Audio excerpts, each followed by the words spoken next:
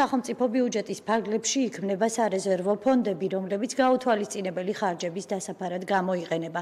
თავისი არსიდან გამომდინარე სარეზერვო ფონდების რესურსები ძირითადად ფორს-მაჟორულ სიტუაციებზე უნდა იხარჯებოდეს. მაგალითად, სტიქიური უბედურებები, ეპიდემიები, ეკოლოგიური და სხვა სახის კატასტროფები. თუმცა საქართველოს მთავრობის სარეზერვო ფონდის შემთხვევაში 2013-2017 წლებში იგივე მოცულობის თანხა დაიხარჯა ღონისძიებების ჩატარებაზე, რაც ფორს-მაჟორულ ან გაუთვალისწინებელ სიტუაციებზე. როგორ იხარჯება თანხა საქართველოს მთავრობის სარეზერვო ფონდიდან, ამ თემაზე კვლევა ინფორმაციის განვითარების თავისუფლების ინსტიტუტმა ჩაატარა. მონიტორინგი 2013-2017 წლების პერიოდს მოიცავს. მასში აღნიშნულია, რომ მაშინ, როცა ფონდის თანხა ძირითადად ფორს-მაჟორულ სიტუაციებზე უნდა იხარჯებოდეს, ამ პერიოდში იგივე მოცულობის თანხა სხვადასხვა ღონისძიებების ჩატარებაზე გამოიყო. ამ თემასთან დაკავშირებით პირდაპირ ეთერში გვერდება IDFI-ის კვლევითი მიმართულების ხელმძღვანელი სახელმწიფო შესყიდვების კუთხით გიორგი ლომთაძე. მოგესალმებით, ბატონო გიორგი, დიდი მადლობა, რომ იღებთ მონაწილეობას გადაცემაში. მოგესალმებით, მადლობა მოწვევისთვის. ბატონ გიორგი, პირველ რიგში მინდა გკითხოთ კონკრეტულად რა პერიოდი მოანდომეთ ამ კვლევის ჩატარებას და რომ გავამახვილოთ ყურადღება იმ ძირითად მნიშვნელოვან ფაქტორებზე, კვლევის მიხედვით რაც იყო გამოვლენილი. დიახ, კვლევა მიმდინარეობდა რამდენიმე თვის განმავლობაში, გამოყენებული იყო ფინანსთა სამინისტროს ბიუჯეტის შესრულების ანგარიშები. უბრალოდ ბოლო წელს ველოდებოდით სრულად, როდის იქნებოდა დადებული, რომ საბოლოოდ განახლებული ინფორმაცია დაგვერთო ამ კვლევისთვის. 2013-დან 2017 წლამდე მთავრობის მხოლოდ მთავრობის სარეზერვო ფონდის ხარჯებზე საუბარი და ამ პერიოდის განმავლობაში ჩვენ საინტერესო მიგნებები ვნახეთ, ჩვენ შევეცადეთ გამოგვეყენებინა ის რესურსი, რომელიც საჯარო არის ფინანსთა სამინისტროს საიტზე, დაგვეხარისხებინა კატეგორიების მიხედვით სარეზერვო ფონდიდან გასული თანხების და გვენახა თუ რაზე იხარჯებოდა რეალურად ეს თანხები. შემიძლია გითხრათ, რომ ჩვენი საბიუჯეტო კოდექსის მიხედვით ნებისმიერი გაუთვალისწინებელი გადასახდელის დასაფარად შეიძლება იყოს გამოყენებული სარეზერვო ფონდი. ეს ძალიან ფართო გაგება არის სარეზერვო ფონდის, რადგან ფაქტობრივად ბიუჯეტში ნებისმიერი დანაკლისი შეიძლება იყოს შევსებული სარეზერვო ფონდიდან. რის გამოც შედეგად ვიღებთ იმას, რომ არსობრივად სარეზერვო ფონდი, რომელიც გაუთვალისწინებელი, მართლაც გაუთვალისწინებელი ხარჯებისთვის უნდა იყოს, შეიძლება ღონისძიებებზე იყოს დახარჯული. აქ ცალკეულ ღონისძიებებზეა საუბარი, ისეთი როგორც არის მაგალითად ფესტივალების ჩატარება, კონცერტების მოწყობა, მათ შორის მნიშვნელოვანი სახელმწიფოებრივი ღონისძიებების ჩატარებას, თუმცა არც ეს მიგოჩნია მართებულად, რომ სარეზერვო ფონდიდან ხდებოდეს დაფინანსება მეტწილად, მაგალითად 26 მაისის დღესასწაული, იმის მიხედვით, რომ ძალიან მნიშვნელოვანი ღონისძიება არის. აქ ერთი პრობლემა არის ის, რომ თავად სარეზერვო ფონდიდან გასული თანხები არ არის სავალდებულო, რომ ტენდერის პრინციპით იყოს გახარჯული, ანუ კონკურენცია არის სავალდებულო. გამჭვირვალობა ისეთი როგორიც არის ჩვენ შესყიდვების საიტზე, ანუ საქართველოს სახელმწიფო შესყიდვების საიტზე, სადაც ნებისმიერ ინფორმაციას მოვიძიებთ, ვისთან იყო კონტრაქტი დადებული, ვინ მონაწილეობდა ტენდერში, ეს ყველაფერი არ არის სავალდებულო. შესაბამისად, ინფორმაცია ნაკლებად არის ხელმისაწვდომი. ჩვენ უნდა გამოვითხოვოთ ეს ინფორმაცია და ავტომატურად ჩვენ ამას ვერ მოვიპოვებთ, რაც ხშირ შემთხვევაში შეგვიძლია ვთქვათ, რომ და დავასვათ, რომ შესაძლოა ეს იყოს არაეფექტიანი ხარჯვის ერთ-ერთი თქვათ რისკი. და რატომ არაეფექტიანი? უბრალოდ ლოგიკური არის, როდესაც სხვა კონკურენტები ერთმანეთს ეჯიბრებიან, ფასიც იწევს. შესაბამისად, ნაკლებ ხარჯში იგივე ტიპის პროდუქტს, მაგალითად, ან მომსახურებას შეიძლება შევიძინოთ, ხო? როდესაც პირდაპირ წესით ხდება, იქ არ არის იმის გარანტია, რომ ფასი შეიძლება დააკლდეს. იქ უფრო მეტი თქვათ შესაძლებლობა აქვს ეკონომიკურ ოპერატორს, რომ მოითხოვოს ის თანხა, რომელიც მას უფრო მეტად აწყობს, უფრო მეტად აწყობს. და შესაბამისად აქ არაეფექტიანობა ამ ხრივ შეიძლება რისკი არსებობდეს. ასევე გამჭვირვალობა, რადგანაც არის, ანუ გამჭვირვალობაში გულისხმობ იმას, რომ ისეთი მაღალი დონე არ არის, როგორც შესყიდვების საიტზე არის, აქ შეიძლება გარკვეულწილად ვთქვათ, რომ ასევე იყოს რიგ შემთხვევებში შეიძლება კორუფციის რისკიც არსებობდეს. ანუ რა იგულისხმება აქ, რომ როდესაც პირდაპირ წესით შეგვიძლია გავაფორმოთ კონტრაქტი, იქ ისეთი საჯაროობა არ არის უზრუნველყოფილი და ჩვენ ვერ ვნახავთ შეიძლება რაღაცა შეთანხმებაც კი იყოს იგივე კომპანიასა და თქვა სახელმწიფო უწყებას შორის. ეს რა თქმა უნდა ყველაფერი არის უბრალოდ რისკები, რომ ჩვენ დეტალურად მხოლოდ ახლა დავიწყოთ ჩახედვას იმ შესყიდვებში, რომელიც განხორციელდა ფონდებიდან და ამჟამად ჯერჯერობით ესეთი კორუფციის კონკრეტული ფაქტები ჩვენ არ გვაქვს, მაგრამ აქ მთლიანი დოკუმენტი უბრალოდ მიუთითებს იმ რისკებზე და იმ შესაძლო პრობლემებზე, რომელიც სარეზერვო ფონდის ხარჯვა შეიძლება კონდეს იმ პირობებში, რომელშიც ჩვენ დღეს ვართ. საინტერესოა მე მაინტერესებს კიდევ ერთი ფაქტორი, განსაკუთრებით მაშინ, როდესაც ჩვენ საუბრობთ, რომ სარეზერვო ფონდიდან თანხების ხარჯები უნდა იყოს გათვალისწინებული, სწორედ გაუთვალისწინებელი ხარჯების დასაფარად უნდა გამოიყენებოდეს და არის მითითებული, რომ ამ შემთხვევაში იგულისხმება სტიქიური უბედურებები. ჩვენ ძალიან კარგად გვახსოვს ხანძრის პერიოდი, განსაკუთრებით დიდი პერიოდი იყო ეს და გვახსოვს ამ შემთხვევაში როგორი პრობლემა იყო ქვეყანაში, იდგა ყოველ შემთხვევაში ეს იყო ასე ვთქვათ ერთ-ერთი პერიოდი, რომელიც გამორჩეულად კრიზისული იყო ჩვენი ქვეყნისთვის. აი მე მაინტერესებს თქვენ კვლევის მიხედვით კონკრეტული მიზეზები არ არის მითითებული და ამ მიზეზების გაუთვალისწინებლად იხარჯებოდა თანხები. თუ იყო თქვა შემთხვევები, თუ შეგიძლიათ კონკრეტული ფაქტები მოიყვანოთ და თუ იყო გათვალისწინებული თუნდაც მიზეზი, რომელიც წესით სწორედ სარეზერვო ფონდიდან გამოყოფილი ხარჯებით უნდა ყოფილიყო უზრუნველყოფილი. დიახ, ანუ მე აქ დავაზუსტებ, რომ შეცდომაში არ შევიდეს მაყურებელი, ანუ პრინციპში ბიუჯეტის შესრულების ანგარიშებში იწერება მიზნობრიობა იწერება და ამიტომ შევძლებთ ჩვენ დაგვეხარისხებინა კატეგორიების მიხედვით ის თანხები, რომელიც გაიცა. ანუ ჩვენ გვიწერია კვლევაში, რომ დაახლოებით 600 მილიონი გაიხარჯა 2013 წლიდან 2017 წლამდე და აქედან დაახლოებით 26%, სადაც 115 მილიონი ლარი დაიხარჯა ზუსტად ფორს-მაჟორულ სიტუაციებზე და აქ ასევე ფორს-მაჟორულში კლასიკურად კი მოიაზრება ბუნებრივი მოვლენების სტიქიები, ეპიდემიები, თუმცა აქ ასევე შეიძლება იყოს სახელმწიფო ინსტიტუტს, როდესაც რაღაც უწყებას, რომელსაც უეცრად პრობლემა შეიძლება შეექმნას, ხო? რომელსაც მაგალითად რაღაც სისტემური ვთქვათ პროგრამები აქვთ, რომელიც საჭირო არის ფუნქციონირებისთვის და მოიშალა სიტყვაზე და უცბად საჭირო არის. ესეც ფორს-მაჟორად ითვლება, რადგანაც სახელმწიფოს შეიძლება მიადგეს ზიანი.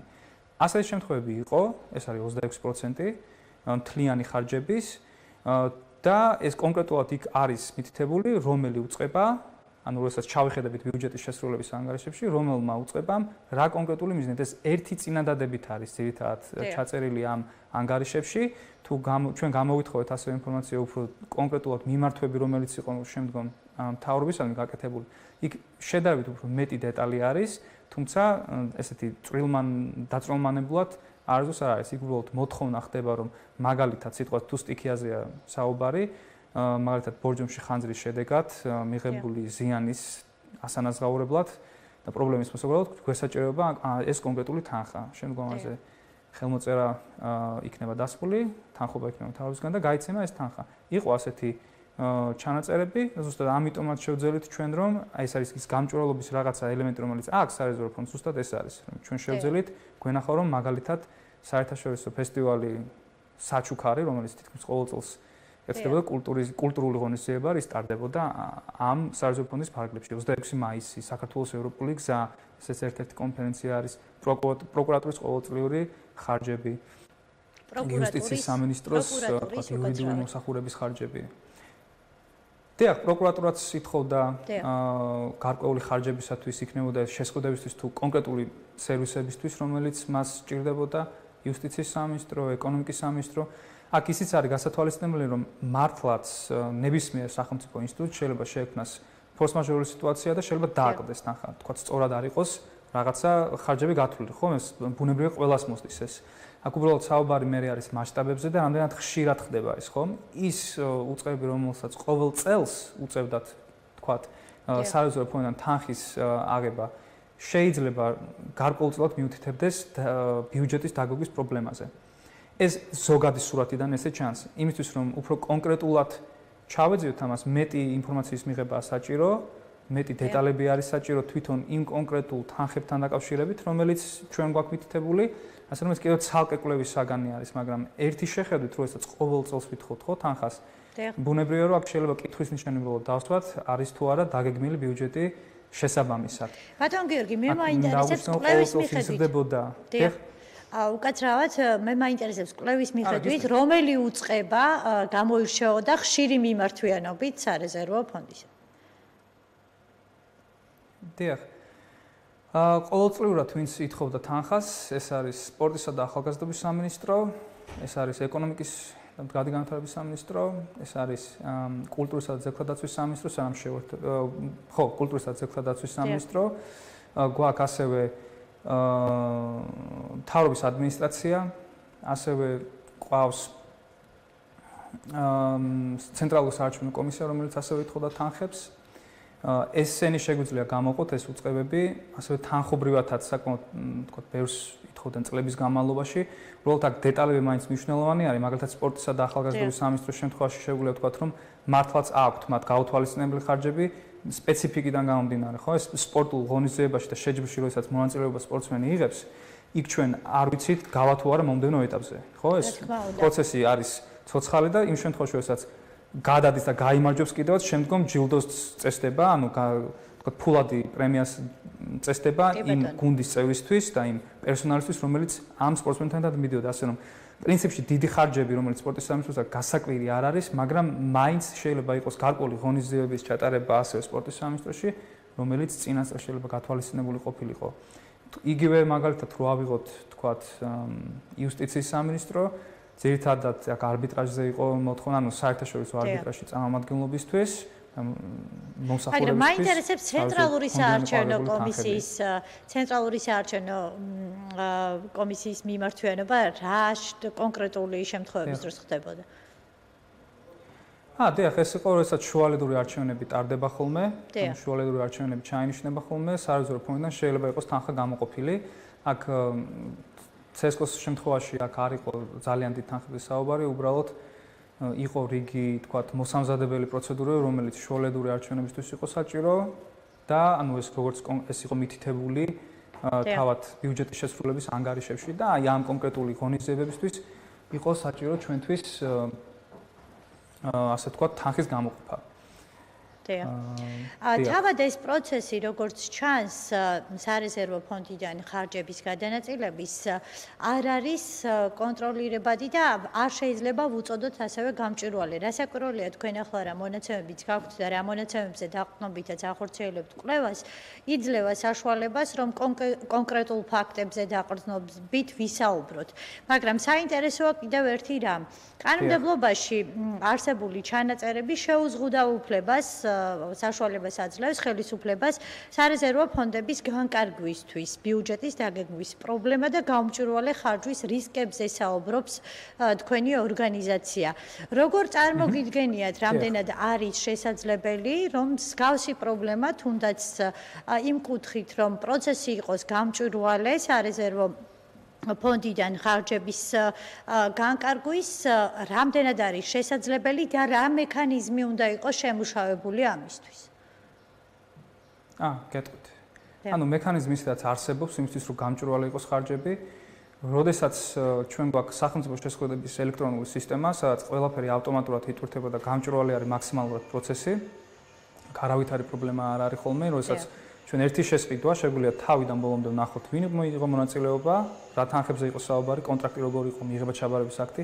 ჩვენ უბრალოდ ერთ-ერთი ჩანაწერის ამოღება გვიწევს სახელმწიფო შესყიდვების კანონმდებლობიდან, ეს რომ მთავრობის და პრეზიდენტის სარეზერვო ფონდებზე არ ვრცელდება კანონი. შესაბამისად, ჩვენ ეს ჩანაწერი უნდა ამოვიღოთ და წესით არიგეთ იგეგმება კიდევაც, რომ იყოს ამოღებული, რადგან ევროკავშირის ვალდებულება არის. ჩვენ შესყიდვების კანონმდებლობას უახლოვებთ მათ და იქ ესეთი ჩანაწერი არ არის, ეს რომ სამომავლოდ იქნება. და როდესაც ამოღებული იქნება ეს ჩანაწერი, მხოლოდ და მხოლოდ ფორს-მაჟორული სიტუაციები, როდესაც იქნება, იმ შემთხვევაში პირდაპირ შეწყვეტა რა თქმა უნდა დაშვებული არის კანონის მიხედვითაც შესყიდვების, იმიტომ რომ უეცრად გჭირდება ჩვენ რაღაც რესურსების მობილიზება და კონკრეტული ნაბიჯების გადადგმა, მაგრამ იმ შემთხვევაში, როდესაც რაღაც შესყიდვები იქნება, რომელიც მომსახურებას ეხება საქონლის შეძენას, ეხება მშენებლობას, ამ შემთხვევაში ჩვეულებრივად გავა ელექტრონული სისტემის მეშვეობით, ტენდერები იქნება გამოცხადებული ყოველთვის და შემდგომ გამჭვირვალობის დონეც მაღალი იქნება. აქვე აღნიშნავ, რომ რიგ შემთხვევებში იმის მიუხედავად, რომ ვალდებულება ამ წლების განმავლობაში არ ყოფილა, მაინც ტენდერებს რიგ შემთხვევებში აცხადებდნენ უწყებები, როდესაც შესყიდვებს ეხებოდა. ანუ არაერთგვაროვანი პრაქტიკა არის ამ მხრივ სახელმწიფო უწყებებში. ზოგ შემთხვევაში პირდაპირ წესით ერთ კომპანიასთან მოლაპარაკებით ხდებოდა კონტრაქტის გაფორმება, ზოგ შემთხვევაში ტენდერი ცხადდებოდა ელექტრონული სისტემით, რადგან ამის შესაძლებლობა ყველა უწყებას მაინც აქვს. დიახ. 2013 წლიდან 2017 წლამდე მაინტერესებს ყველაზე მეტად ანუ ხარჯები გაუთვალისწინებელი რომელ წელს იყო გამოკვეთილი? თავად გრაფებსაც რო შევხედოთ, 2016 წელს იყო ყველაზე მეტი თანხა გახარჯული, შესაბამისად გაუთვალისწინებელი ხარჯის ყველაზე მეტი წილი ზუსტად 2016 წელზე მოდის. 17 წელი შედარებით მცირე თანხები იყო ზოგადად გამოყოფილი, ყველაზე ნაკლები რაც გაიხარჯა იყო 2017 წელს სარეზერვო ფონდიდან, თუმცა ცით სტიქიური მოვლენები და გაუთვალისწინებელი ფორს-მაჟორული სიტუაციები ყოველ წელს იყო და ეს მეტნაკლებად თანაბრად მაინც იყო გადანაწილებული. დიახ. რას უნდა ველოდოთ თქვენი კვლევითი ორგანიზაციისგან შემდგომში თუ გაქვთ რაიმე საინტერესო კვლევა დაგეგმილი და კონკრეტულად ამ კვლევის ფარგლებში თუ იგეგმება კვლავ თქვენი მხრიდან ახალი ინფორმაციის გაჟღერება ჩვენთვის და საზოგადოებისთვის საინტერესო. დიახ, იცით, ჩვენ ვაპირებთ უკვე აქ კონკრეტული შემთხვევები გვაქვს, რომელიც ჩვენ მიგვაჩნია, რომ არაფორს-მაჟორული იყო. დიახ. ანუ შეიძლებოდა ჩვეულებრივად ნელა დაგეგმილად ყველაფრის გაკეთება. ჩვენ გამოვითხოვეთ ამ კონკრეტულ შემთხვევებზე ის კონტრაქტები, რომელიც დადებული იყო, ჩვენ ვაპირებთ, რომ დეტალურად გავიაროთ ეს ხელშეკრულებები, ჩავიხედოთ არის თუ არა რაიმე საეჭვო, ანუ როდესაც ჩვენ ვამბობთ არაეფექტიანობის რისკი როდესაც არსებობს, არის თუ არა რეალურად ეს პრაქტიკაში, ესაა მნიშვნელოვანი და საინტერესო. ასე რომ ჩვენ ვაპირებთ ამ ყველა კონკრეტულ შემთხვევაზე დეტალურად ინფორმაციის მოძიებას და დამუშავებას. თუ რაიმე საინტერესოდ გადავაწყდით, ჯერ ეს არ ვიცით, იქნება რა თქმა უნდა შესაბამისი რეაგირება ჩვენგან და ინფორმაციის მიწოდება საზოგადოებისთვის. ბატონ გიორგი, ასევე საინტერესოა თქვენი ორგანიზაციის მიერ კვლევის ფარგლებში, აი, როდესაც მთავრობის სარეზერვო ფონდის ხარჯვის პრაქტიკაზე მუშაობთ, ხომ? ამ შემთხვევაში ითვალისწინებთ თუ არა სხვა ქვეყნების პრაქტიკას, ანუ არის თუ არა რაიმე სამაგალითო, ვთქვათ, რაც შეიძლება რომ ჩვენი ქვეყნის მაგალითად გამოდგეს. დიახ, ანუ რიგი ევროკავშირის წევრ ქვეყნებს აქვთ კარგი კანონმდებლობა სარეზერვო ფონდებთან მიმართებაში. დიახ. თქვათ მაგალითისთვის ესტონეთი შეგვიძლია მოვიყვანოთ, სლოვაკეთი ან უნგრეთი შეგვიძლია მოვიყვანოთ, სადაც ძალიან შეზღუდული არის არაფორს-მაჟორულ სიტუაციებზე ხარჯვის შესაძლებლობა სარეზერვო ფონდების. ჩანაწერი არის ისეთი, რომ უნდა იხარჯებოდეს ფორს-მაჟორულ სიტუაციებზე, განმარტება თუ რას ნიშნავს ფორს-მაჟორული და გამონაკლისები არის ორი.